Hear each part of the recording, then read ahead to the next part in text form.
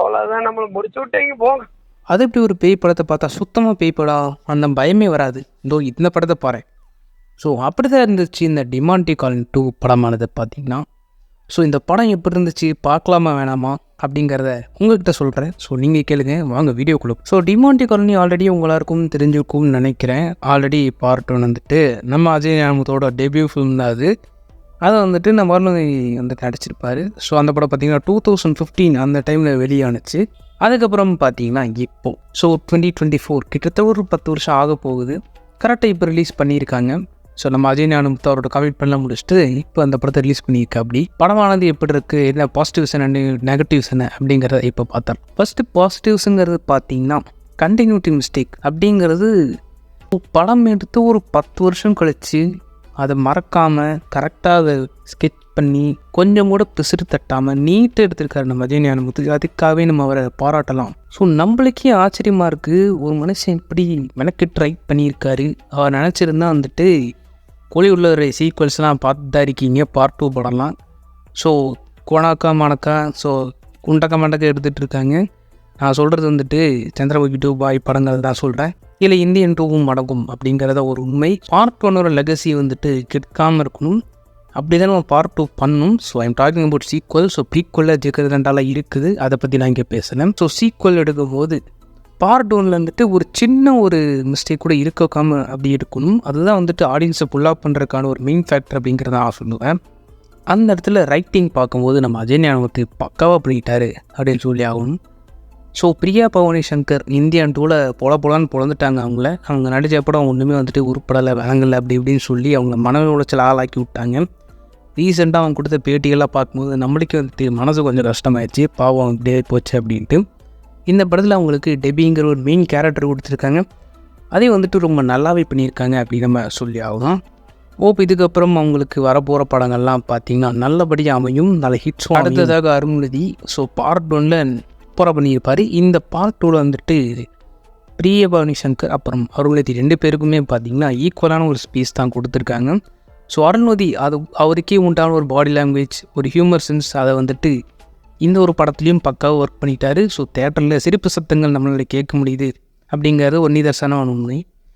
So part 1 and part 2க்கு இதுக்காக continue ஆகுது, இதுக்கு பின்னாடி என்ன இருக்குது அப்படிங்கிறது பார்த்திங்கன்னா ரொம்ப அருமையாகவே இந்த படத்தில் நம்ம அஜய் ஞானமுத்து எழுதியிருக்காரு. ஸோ இந்த இடத்துல நம்ம ஒர்க் அவுட்டும் ஆகிருக்கு. பார்க்கும்போது இது அப்படியா அது இப்படியா அப்படின்னு நம்ம வெவ்வேறு எக்ஸ்பிரஷனில் தேட்டரில் நிறைய பேர் கொடுக்கறது இங்கே பார்க்க முடியுது.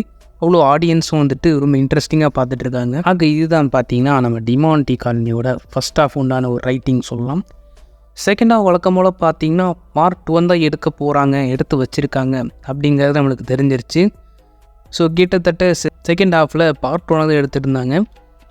ஸோ பார்ட் 1 செகண்ட் ஹாஃப் வந்துட்டு ரொம்ப சூப்பராகவே இருக்கும். ஸோ திக் மூமெண்ட்ஸ் இருக்கும். இந்த படத்துலையும் திக் மூமெண்ட்ஸ் இருக்குது. ஸோ இதில் வந்துட்டு தப்பிச்சிருவார்னு நினச்சோம், ஒரு மேட்ரு ஒன்று நடந்திருக்கு. அது போட்டால் ஸ்பாய்லர் அலர்ட் ஆகிரும். ஸோ அதனால தான் நாங்கள் சொல்ல விரும்பல. ஸோ பெட்டர் சிஜியில் இன்னும் கொஞ்சம் கான்சன்ட்ரேட் பண்ணியிருந்தால் நல்லா வந்திருக்கலாமோ அப்படின்னு தோணுது. படம் வந்துட்டு ரொம்ப நாளாக எடுத்துகிட்டு இருக்காங்க. சிஜி வந்துட்டு மேபி அவங்களுக்கு பட்ஜெட் பத்தாமல் இருக்கலாம்ங்கிறத நம்ம சொல்லி ஆகணும். ஸோ அஜய் ஞானமுத்து அவரோட ஓன் ப்ரொடக்ஷன் கம்பெனின்னு நினைக்கிறது, அவரோட கை காசு போட்டு பண்ணியிருக்காரு. ஸோ மேபி வெளியே இருந்த ப்ரொடியூசர் கிடச்சிருந்தா இந்த படம் இன்னொரு நல்லாவே வந்திருக்கும்.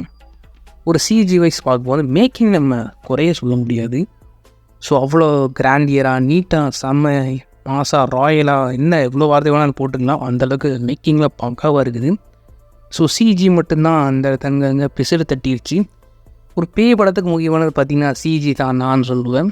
ஸோ அதுதான் வந்துட்டு ஒரு மனுஷன் வந்துட்டு பயமுறுத்தும், இல்லாட்டி ஒரு எந்த விதத்துலேயே ஒரு எஃபெக்ட் பண்ணணும் அவன் மைண்டை. ஸோ சிஜி தான் அதுக்கு மெயின் இம்பார்ட்டன்ஸ் ஒரு ஹாரர் த்ரில்லர் ஃபிலிமுக்கு. அது மட்டும் இந்த இடத்துல கொஞ்சம் கோட்டை விட்டுட்டாங்கன்னு சொல்லி ஆகணும். ஸோ செகண்ட் ஹாஃபில் வந்துட்டு அங்கங்கே சொதப்பல்கள் தான். ஸோ அதை வந்துட்டு நம்ம தவிர்க்க முடியாது. டுவார்ட்ஸ் எண்ட் பார்ட் 3 அதுக்கான ஒரு லீட் கொடுத்துருக்காங்க, ரொம்ப அருமையாக இருக்குது. ஸோ பார்ட் 3 எப்படா வரும் அப்படிங்கிற மாதிரி அந்த லீடு ஒன்று அமைச்சிருக்காங்க.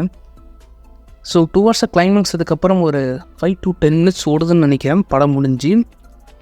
ஸோ அதில் வந்துட்டு நியூ வில்லன் அறிமுகப்படுத்துகிறாங்க, ஒரு ட்விஸ்ட் அண்ட் டர்ன்ஸ் வருது. இதெல்லாம் பார்க்கும்போது இப்படிலாம் இருக்குதா அப்படிங்கிற மாதிரி தான் இருக்குது.